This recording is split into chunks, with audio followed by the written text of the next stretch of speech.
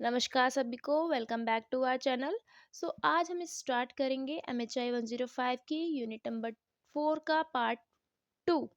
हमने पार्ट 1 में half discuss कर लिया था ये चैप्टर, तो हाफ रह गया था, वो आज हम डिस्कस करने वाले हैं। तो हमारा टॉपिक स्टार्ट होता है प्रारंभिक हड़प्पा काल से। ठीक है, तो इसका जो समय है लगभग 3200 BC के आसपास में माना जाता है। पूर्व से इसकी मतलब कि प्रारंभिक काल से इसकी स्टार्टिंग हुई है और सिंध क्षेत्र में कुछ महत्वपूर्ण परिवर्तन हुए थे। कृषि के प्रभाव से क्या हुआ, लोग लंबे समय तक एक ही गांव में रहने लगे। लोगों को मिट्टी, मौसम और फसलों का अच्छा ज्ञान हो गया ये करते करते, और अलग अलग क्षेत्रों के बीच में क्या हो गया, एक संपर्क बढ़ता चला गया, क्योंकि व्यापार करने लगे, चीज़ों खेती करने लगे। ठीक है, इसी वजह से वो एक दूसरे के संपर्क में आने लगे और जो ग्रामीण समुदाय था आपस में जुड़ने लगे थे। ठीक है, और सील्स वगैरह जो जो सील लगाई जाती थी, मुद्रांकन और शिल्प परंपराएं भी विकसित हो गई थी। कोई भी सामान बेचा जाता था दूसरी जगह तो सील लगा करके भेजा जाता था, ताकि पता चल जाए किसी ने वो सामान की छेड़छाड़ तो नहीं की है। तो इस टाइप से ये चीज़ें विकसित होती चली गई। तो कुछ विद्वान इसे क्षेत्रीय परंपराओं का उदय का काल भी मानते हैं। तो हड़प्पा सभ्यता का कुछ कालक्रम इस लिस्ट में दे रखा है, जैसे कि यहाँ पर है ये वाला हमारा टेबल। तो इसमें जैसे को प्राचीनतम बस्तियां हैं, यानी कि रवि संस्कृति, वो रावी संस्कृति जो आई थी, रावी है ये, रवि नहीं है। ठीक है, 3300 से लेकर के 2800 BC के आसपास में। तो आरंभिक हड़प्पा, परिपक्व हड़प्पा, फिर संक्रमण काल, फिर परिवर्ती हड़प्पा, ये सारा टाइम पीरियड है, आप देख लेना एक बार। तो इसमें ओवरऑल ये बता रखा है कि जो क्षेत्र फैल रहे थे उनमें जो मिट्टी के बर्तन बनाने की जो कला थी वो थोड़ी सी सेम हो सकती है, समान शैली के भी बर्तन मिलते हैं। तो यहाँ पर जो दक्षिण बलूचिस्तान है, क्वेटा घाटी के जो ग्रामीण समुदाय थे, उनके जो मधुबान थे ना, वो एक दूसरे से मिलते जुलते हैं, यानी कि एक ही किस्म टाइप के वो कला का यूज करते होंगे, उसका उपयोग का पता चलता है कि एक दूसरे से वो ग्रहण कर सकते हैं, ले सकते हैं। इन पर कुबड़ और जो ये यूज होते थे ना, इन पर कुबड़ वाले बैल और पीपल के पत्तों को दर्शाया गया है, यानी कि वो प्रकृति प्रेमी थे, इस टाइप से कह सकते हैं। अफगानिस्तान में मुंडिका है, क्वेटा घाटी में दम्ब सादत है, राना गुंदई से मिलती जुलती मिट्टी की मूर्तियों के प्रयोग का पता चलता है। तो ओवरऑल ये कह रहा है कि अलग अलग जगहों पर अगर कुछ टाइप की सेम टाइप की कलाकृति मिली है ना, तो एक दूसरे से मिलती जुलती हैं, ज्यादा डिफरेंस नहीं है। तो कह सकते हैं कि एक दूसरे से अपनाई गई होंगी। ठीक है, अब हमारा नेक्स्ट टॉपिक है सिंध क्षेत्र का। सिंध क्षेत्र में बताया गया है कि जो जैसे कि हड़प्पा जो सभ्यता थी वो सिंध सिंध क्षेत्र के आसपास में ज्यादा विकसित हुई है। तो ऐसी उसमें कुछ वहाँ की जो सिंध की मैदानी बस्तियों में बहुत सारे परिवर्तन हो रहे थे। तो उसी परिवर्तन को यहाँ पे दर्शाया गया है। एक जगह है यहाँ पे है पीडामांट, ये पेडमोंट नहीं है, यहाँ पे पीडामोंट है।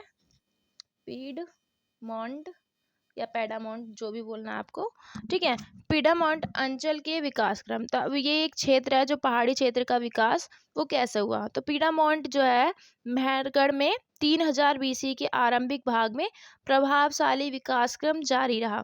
यानी कि जो ये जगह है ना पीडामाउंट, यहाँ पर क्या हुआ, 3000 BC के आसपास में यहाँ पे बहुत सारे चेंजेस आए और ये विकास धीरे धीरे धीरे धीरे होता चला गया।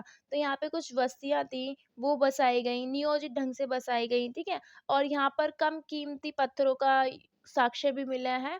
तो बस्तियां थी लेकिन कुछ कम कीमती पत्थरों के यहाँ पे हमें साक्ष्य उपलब्ध है। और एक क्षेत्र है बन्नू क्षेत्र। ठीक है, तो ये इम्पोर्टेंट क्षेत्र है बन्नू क्षेत्र और तरकई किला। ठीक है, यहाँ से अनाज की बहुत सारी किस्मों के प्रमाण भी मिले हैं, जैसे गेहूं, जौ, दाल, मटर, तिल, अलसी और कुछ पालतू पशु वगैरह, भेड़, बकरी, मवेशी, इन सब की हड्डियों के अवशेष भी पाए गए हैं। तो इससे क्या पता चलता है हमें, यहाँ के हड़प्पा वासियों के खाद्य उत्पादन का पता चलता है कि वो किस पर डिपेंड रहते थे, फसलों पर भी और पशुपालन पर भी। ठीक है, एक जगह है लेवान, एक बस्ती है लेवान नाम की। तो लेवान के निवासी जो है पत्थर के औजारों को बनाने में वो विशेषज्ञता प्राप्त कर चुके थे, यानी कि वो पत्थर के औजारों को बनाते थे। और उस टाइम पर थोड़ा बहुत तांबा भी आ गया था, तो लेकिन तांबे का इतना यूज ना करके वो पत्थर के औजारों का बहुत ही ज्यादा यूज करते थे, क्योंकि तांबा एक लिमिट में ही यूज कर पाते थे, वो उनको इतना ज्ञान नहीं था कि किस टाइप से करना है। ठीक है, अब नेक्स्ट टॉपिक है हमारा सिंध की निचली घाटी। तो सिंध की निचली घाटी में एक एक अन्य सभ्यता उभरी, आमरी सभ्यता बोलते हैं इसे। यहाँ के जो लोग थे ईंट और पत्थर के मकान बनाते थे। मृदभांड जो थे वहाँ पर उस पर जो मिट्टी के बर्तन होते थे उस पर कुबड़दार भारतीय बैल के चित्र भी बनाए जाते थे। और ये जो चित्र बनाने की जो कलाकारी थी वो परिपक्व हड़प्पा काल तक जारी रही थी यहाँ पे। और कुछ स्थल मिलते हैं, बस्तियाँ मिलती हैं जो कि समानताएं हैं एक दूसरे से, यानी कि एक दूसरे से कुछ चीजें समान थी इनमें। तो धोलावीरा है, सुरकोटदा है, तो इन ये बस्तियाँ ऐसी हैं, कुछ समान विशेषताएँ रखती थी। तो इन स्थानों की जो वस्तुएँ हैं और संस्कृति काफ़ी समानता मिलती है इनमें। एक बस्ती मिलती है कोटदीजी बस्ती, यहाँ से क्या हुआ, चाक पर बने बर्तन मिले हैं और इन पर गहरे लाल रंग की सजावट की जाती थी। और जो इसका विस्तार है वो राजस्थान में कालीबंगा, बलूचिस्तान में मेहरगढ़, इन जैसे दूर-दूर स्थित बस्तियों में इसी तरह के मृद्वांड यही तरह की वस्तुएँ मिली हैं। तो कह सकते हैं कि इसका जो विस्तार है पूरा सिंध नदी के पूरे विस्तार में भी मिलता है, यानी कि पूरा ये हड़प्पा का जो पूर्व काल था पूरे एक तो अलग-अलग क्षेत्रों में, दूर-दूर क्षेत्रों में भी फैला हुआ था और यहाँ की वस्तुएँ भी एक स्थान से दूसरे स्थान पर देखी जा सकती हैं। ठीक है? तो चलिए अभी स्टार्ट करते हैं नेक्स्ट टॉपिक, कृषि की गहनता और तांबे का यूज़। तो इसका जो टाइम पीरियड है वो 3300 से लेकर के 2600 बीसी, ये ईसा पूर्व नहीं है, बीसी ही है। ठीक है? तो बीसी इस काल में क्या हुआ, खेती जो थी एक जीवन निर्वाह का मुख्य आधार बन चुकी थी। अब जो था लोग कृषि पर डिपेंडेंट रहने लगे थे। अब उनका जो आर्थिक जीवन वो था एक तरीके से उस पर खेती पर ही डिपेंड हो गया था। अब जो लोग थे फसलें उगाने लगे थे, वो उसमें थी अलसी, मटर, दाल, तिल, खजूर, अंगूर की खेती। ठीक है? गेहूं, जौ, मसूर, इन सब की खेती की जाने लगी थी। साथ साथ इसके पशुपालन भी स्टार्ट हो गया था। पशु भेड़, बकरी, कुबड़ वाले पशु जैसे कि बैल, ठीक है, भैंस वगैरह ये लोग पालने लगे थे। ठीक है? और इसमें यहाँ पे हमें कुछ जुते हुए हल के साक्ष्य भी मिलते हैं, जैसे कि कालीबंगा राजस्थान में मिले हैं। ठीक है? और कुछ हल की धारियाँ, तिरछी हल की धारियों के संकेत भी मिले हैं। तो इससे हमें ये पता चलता है कि यहाँ पर अ, खेती होती थी और तो खेतों में 2 प्रकार की फसलें उगाई जाती थी। गहन कृषि का हमें प्रमाण मतलब मिलता है कि यहाँ पर जो घग्गर हाकरा की जो घाटी है, इस काल में सबसे घनी आबादी वाला क्षेत्र हुआ करती थी, क्योंकि यहाँ पर हमें बहुत सारे जान वो साक्ष्य मिले हैं खेती के भी और ऊपर से हल के साक्ष्य भी मिले हैं और कई सारी फसलें हैं। ठीक है? तो इसमें हल से जुताई के प्रमाण कालीबंगा से मिले हैं और खेतों में जुताई के निशान वगैरह मिले हैं। तांबे का यूज़ वगैरह भी मिला है हमें। तो तांबे का यूज़ जो था बढ़ता चला गया था और ये मतलब कि नई टेक्निक टेक्निक का विकास हो रहा था। तांबे कांसे का उपयोग जो था उसके कम प्रमाण मिलते हैं। मेहरगढ़ और रहमान डेरी ये जो बस्तियाँ थी वहाँ पर तांबा और कांसा कम यूज़ होता था। इसका ज़्यादा साक्ष्य नहीं मिले हैं। उनका उपयोग ज़्यादातर चूड़ियाँ, सुएँ और छेनियाँ वगैरह बनाने के लिए किया जाता था। ठीक है? और अच्छे खासे पैमाने पे तांबे का यूज़ का संकेत मिलता है, जैसे कि उत्तरी राजस्थान में, पंजाब में, हरियाणा में, यहाँ पर। और इसके साथ-साथ सोने-चांदी का बहुत कम प्रयोग किया जाता था। मतलब कि लिमिट में बहुत ही, इतना ज़्यादा नहीं, जितना ज़्यादा तांबे का यूज़ होता था ना, उतना ज़्यादा नहीं होता था सोने-चांदी का। धातु की वस्तुएँ जो थी ठंडी गोल्ड हैमरिंग और खुले साँचे वाली ढलाई के द्वारा तैयार की जाती थी। यानी कि उन्हें साँचों में रख कर के उन्हें आकार दिया जाता था। तो वस्तुओं का आदान-प्रदान भी करते थे ये लोग। पत्थर के औजार और संसाधन दूर-दूर से लाए जाते थे। हड़प्पा के लोग स्थानीय उपयोग के लिए नहीं बल्कि बेचने के लिए, व्यापार वगैरह के भी यहाँ पे बहुत ज़्यादा संकेत मिलते हैं। तो एक तरीके से कह लो कि यहाँ की जो चीज़ें थी अन्य देशों में, अन्य देशों की चीज़ें यहाँ तक फैली हुई थी। तो दूर-दूर तक से संसाधन वगैरह, मतलब कि अच्छे पत्थर वगैरह लाए जाते थे दूर-दूर से। ठीक है? तो अब यहाँ पे ओवरऑल मैंने बता दिया कि 2 प्रकार की खेती हो सकती है यहाँ पर। घग्गर आकड़ा घाटी की उस समय घनी आबादी वाला क्षेत्र था।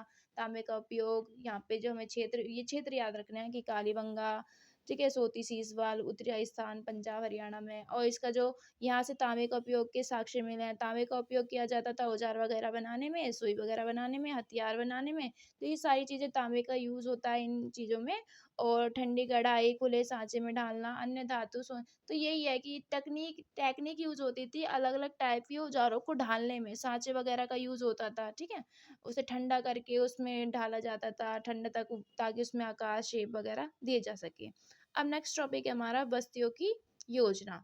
अब जो इसमें मुख्य स्थल हमारे दिखते हैं बस्तियों वगैरह, तो वो कुछ बस्तियाँ मिलती हैं हमें इन क्षेत्रों में, जैसे कालीबंगा है, राखीगढ़ी है, कोट दीजिए, बनवाली या बनवावली बोल लो आप, ठीक है। यहाँ पे क्या हुआ है, ये बस्तियां थी और यहाँ पे किलेबंदी के साक्ष्य मिला, यानी कि इन बस्तियों को चारों तरफ से घेरा जाता था बड़ी बड़ी दीवारों के साथ में। तो किलेबंदी दो एम थे, किलेबंदी क्यों की जाती थी, इसके उद्देश्य क्या थे। एक तो बाहर से जो आक्रमण हो रहे हैं उनसे सुरक्षा की जा सके, ठीक है।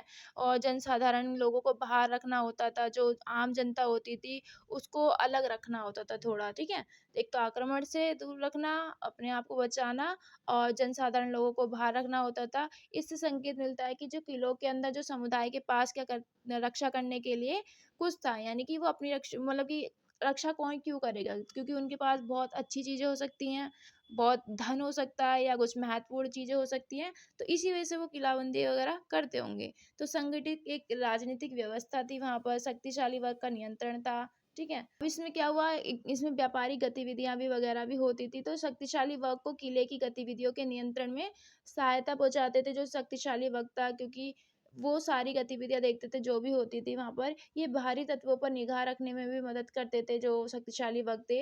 अगर व्यापारी दूर दराज की जगहों से माल वगैरह लाता है तो लोग किले के अंदर उसको खरीदारी वगैरह करते थे, उन्हें पहुंचने का अवसर देकर अपना हिस्सा वसूल कर लेते थे। यानी कि अगर मान लो व्यापारी है, कोई भी सामान लेकर के आया है तो उसे अंदर बेचना है, ठीक है, किले किले के अंदर, तो या फिर जो भी चारों तरफ जो दीवार घिरी हुई है उसके अंदर जाना है उसे, तो उसे थोड़ा बहुत वसूल करते थे उससे पैसे, और उसे अंदर जाने के लिए इजाजत दे देते थे ये शक्तिशाली वर्ग, ठीक है। तो कालीबंगा में ईंटें तैयार करने, ईंट चिनाई के मानक नियमों का साक्ष्य मिलता है। तो कालीबंगा में हमें क्या मिलता है, एक मतलब कि अच्छी खासी अलंकृत ईंटों के साक्ष्य वगैरह मिल सकते हैं हमें यहाँ पर। और व्यापार और कर अंतर व्यापारियों के माध्यम, ये मैंने अभी जो बताया, टैक्स वगैरह सिस्टम का हो सकता है यहाँ पर। और हस्तशिल्प ईंट वगैरह बनाने के लिए इमारत वगैरह का प्रमाण मिलते हैं यहाँ पर हमें, कि ईंट बनाना, ईंट बनेंगी तो इमारत भी बनेंगी, खास नॉर्मल बात है। और मानक यानी कि एक फिक्स स्टैंडर्डाइजेशन था, नियमों का पालन होता था यहाँ पर। तो यहाँ ओवरऑल कह सकते हैं कि यहाँ पे अच्छा सिस्टम था, प्रशासनिक चीज़ों का, राजनीतिक चीज़ों का, व्यापारिक चीज़ों का, है ना। और तो सिंधु क्षेत्र में लगभग 3000 ईसा पूर्व तक कई क्षेत्रों में प्रगति हो चुकी थी। कृषि जो थी, अनेक फसलों की खेती होने लगी। कृषि में क्या हुआ, वो अलग अलग फसलें उगाई जाने लगी थी। और यातायात के लिए नाव और बैलगाड़ियों का यूज किया जाता था। धातु कर्म, छोटे स्तर पर धातुओं का उपयोग किया जाता था। नगर योजना, यहाँ पे जो शहर की योजना बननी शुरू हुई, मोहरे का महत्व, यानी कि अब देखो, अब जब नगर योजना बनेगी तो जब ये सारी चीजें डेवलप होंगी तो नगर भी, शहरों का विकास होगा, तो उसको टाउन प्लानिंग की जाती थी कि किस टाइप से नगरों को बसाया जा सके। तो हमारी वैसे भी हड़प्पा सभ्यता टाउन प्लानिंग के लिए ही मशहूर है। और जो मोहरों का महत्व, यानी कि जो मोहरें मिली हैं, मोहर जो थी उनका क्या यूज होता था, एक तो व्यापार में माल की पहचान हो सके और नियंत्रण रखने के लिए, ठीक है। और उस पर मोहरों पर बैलगाड़ी के चित्र से यहाँ पे पता चलता है कि बैलगाड़ी परिवहन का एक महत्वपूर्ण साधन हो सकती है। यहाँ पे कुछ हमें जगह है जैसे कि मेहरगढ़ है, रहमान डेरी है, ये स्थलों पर मोहरों का प्रयोग किया जाता था। और मोहरों का जो प्रयोग था वो आपसी व्यापार में मालों की मोहरबंदी के लिए किया जाता था। लेकिन ये हमें पता चलता है कि जो पश्चिम में बहुत से लोग घरों के दरवाजों की हिफाजत के लिए मोहरों का प्रयोग करते थे, इसलिए इनका जो यूज़ है, इन मोहरों का उपयोग के बारे में हम बहुत निश्चित नहीं हैं। यानी कि देखो, मोहरों का यूज़ 2 तरीके से कह सकते हैं। एक तो व्यापार वगैरह के लिए, सील वगैरह लगाने के लिए, ताकि पता चल जाए कि हाँ, ये माल अ, सुरक्षित है या फिर किसी ने खोला तो नहीं है, अपने नियंत्रण रखने के लिए, अपनी पहचान वगैरह बताने के लिए माल की, ठीक है। और उस पर बैलगाड़ी वगैरह का चित्र भी होता है, तो उससे हमें पता चलता है कि परिवहन होता था, ठीक है। ये 2 हमें क्षेत्र मिले हैं, यहाँ पर मोहरों का उपयोग किया जाता था। तो पश्चिम एशिया से अगर हम इसकी समानता करें तो वहाँ भी मोहरों का यूज़ होता था। लेकिन वहाँ पर क्या होता था, कुछ लोग दरवाज़ों की हिफाज़त के लिए, सुरक्षा करने के लिए वहाँ पर भी मोहरों का यूज़ करते थे। तो ओवरऑल यहाँ पे एक फिक्स चीज़ नहीं है कि वो मोहरों का यूज़ किस टाइप से करते थे। तो अलग-अलग लोग अलग-अलग टाइप से मोहरों का यूज़ कर सकते थे, ठीक है। तो इससे पता चलता है कि जो सिंधु सभ्यता का व्यापार बाहरी क्षेत्रों से भी जुड़ा हुआ था, ठीक है। तो चलिए नेक्स्ट टॉपिक पे बढ़ते हैं, नगरों का उदय। तो नगरों का उदय जो है, मानव इतिहास में एक महत्वपूर्ण परिवर्तन था। नगरों का उदय तब होता है जब कृषि में क्रांति आती है। क्योंकि कृषि में क्रांति होगी, अधिशेष उत्पन्न होगा, व्यापार बढ़ेगा और धीरे-धीरे लोग जो थे नगरों का स्टार्टिंग करेंगे, डेवलपमेंट होगा थोड़ा-थोड़ा। तो कृषि क्रांति से ही नगरीय क्रांति आती है और इससे क्या हुआ, मानव और प्रकृति के संबंध में थोड़ा बदलाव आना स्टार्ट हो गया। मनुष्य का आपसी संबंधों में बदलाव आने स्टार्ट हो गया और नगरीय क्रांति के क्या प्रभाव रहे, समाज में नए प्रकार के संबंध बनना स्टार्ट हो गए, समुदाय वगैरह बड़े हो स्टार्टिंग हो गई और अब जो खेती-बाड़ी के लिए एक-दूसरे से कनेक्टेड रहने लगे। आर्थिक ढाँचे में बदलाव आया क्योंकि कटाई, बुआई, बुनाई और स्थायी जो सेटलमेंट था वो भी स्टार्ट हो गया। तो आपकी इग्नू की बुक में एक मैप दे रखा है जिसमें बताया गया है कौन-कौन सी साइट्स हैं, हड़प्पा साइट्स। तो जैसे कि यहाँ पे कुछ मैंने पॉइंट्स लिख रखे हैं, जैसे हड़प्पा है, मोहनजोदड़ो है, धोलावीरा है, लोथल है, कालीबंगा है, ये कुछ इंपॉर्टेंट साइट्स हैं हड़प्पा सभ्यता की। तो ये ज़्यादातर नगरियों के किनारे बसे थे, नदियों के किनारे बसे हुए थे और क्योंकि खेती वगैरह के लिए पानी चाहिए तो इसलिए बस्तियाँ वहीं पे बसाई जाती थी ताकि पानी आसानी से उपलब्ध हो सके और अपनी वस्तु को एक स्थान से दूसरे स्थान पर बेचा जा सके। तो व्यापार के लिए ये इम्पोर्टेंट रही होती हैं। एक इम्पोर्टेंट स्थल है लोथल जो कि व्यापारिक केंद्र था। तो इससे हम ओवरऑल कंक्लूजन निकाल सकते हैं कि जो सिंधु सभ्यता में कृषि, व्यापार, तकनीक का विकास हुआ, मोहरे और परिवहन से भी व्यापार मजबूत हुआ और यही सब मिलकर के नगर का उदय का कारण बने। ठीक है? इसी से धीरे-धीरे क्या हुआ नगरों में डेवलपमेंट स्टार्ट हो गया, ठीक है? नगर उदय होने लग गए। अब कुछ और भी फैक्टर्स देख लेते हैं जैसे कि यहाँ आता है जनसंख्या की वृद्धि और स्थानांतरण। तो नगरों का विस्तार कैसे होता है? नगरों का विस्तार तब होगा जब जनसंख्या में वृद्धि होगी, लोग एक स्थान से दूसरे स्थान पर बसना स्टार्ट करेंगे। इसी वजह से क्या होगा नगरों का उदय होगा। तो इसी पीरियड को यानी कि नगरीय चरण को परिपक्व हड़प्पा चरण भी कहा जाता है, ठीक है? तो कई सारी ऐसी बस्तियाँ रही हैं जो पुराने टाइम पर वो आबाद होती रहीं, जनसंख्या बढ़ती गई तो धीरे-धीरे वो बस्तियाँ जो थी नगरों का रूप लेने लगी। तो नगरों के उदय के साथ ही बस्तियों की संख्या में वृद्धि हुई।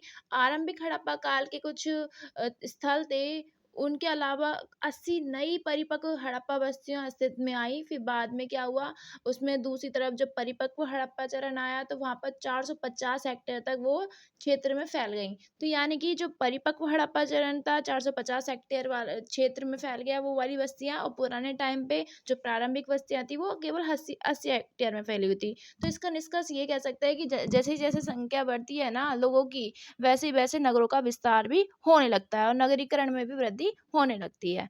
तो नगरों के उदय का अन्य कारण है युद्ध समान दशाएँ। अब जैसे-जैसे नगरों का उदय होगा वैसे ही वैसे समुदायों के बीच में हिंसक टकराव की संख्या भी बढ़ना स्टार्ट हो जाएगी। कुछ जगह हैं जैसे कोट दी नौशेरा है, जैसी ये दूर-दूर जो बसी बस्तियाँ हैं, हमें यहाँ पे आरंभिक हड़प्पा काल का कुछ बस्तियाँ के जलाए जाने के साक्ष्य मिले हैं यहाँ पर। तो जलाने का साक्ष्य मिले हैं, ऐसा नहीं लगता कि ये दुर्घटनावश जले हैं या फिर अचानक ही जल गए, ये ऐसा नहीं है। यहाँ पर हिंसक टकराव होते होंगे लोगों के बीच में और वो एक-दूसरे की बस्तियाँ वगैरह जला देते होंगे और बाद में क्या होता होगा, इन बस्तियों पर नए नगर बसाए जाते होंगे अपनी योजना के अकॉर्डिंग। वो अपने अलग ढंग से अपनी प्लानिंग के अकॉर्डिंग नए नगरों को बसाते होंगे, नई बस्तियों को बसाते होंगे, पुरानी बस्तियों को जला करके। तो इस तरीके से कह सकते हैं कि यहाँ पर टकराव होने के बाद में नई बस्तियाँ नई योजना के अकॉर्डिंग बनाई जाती हैं। तो उस समय क्या कह सकते हैं कि अशांति का वातावरण बढ़ जाता है जब जनसंख्या वृद्धि होती है और नगरों का उदय होता है और टकराव भी मौजूद स्टार्ट हो जाता है उस टाइम पर। अब तीसरा रीज़न है बस्तियों के आकार में वृद्धि। अब जैसे ही जैसे जनसंख्या बढ़ती है वैसे ही वैसे बस्तियों के आकार में भी बदलाव आना स्टार्ट हो जाता है। तो प्रारंभिक बस्तियाँ जो थी बहुत ही छोटी हुआ करती थी, केवल 20 से 50 हेक्टेयर के बीच में फैली हुई होती थी। जब परिपक्व हड़प्पा काल आया तो बस्तियाँ और बड़ी होती चली गई, संगठित होती चली गईं। जैसे कि एग्ज़ाम्पल देख सकते हैं मोहनजोदड़ो का, वो 150 हेक्टेयर में फैली हुआ था, ठीक है?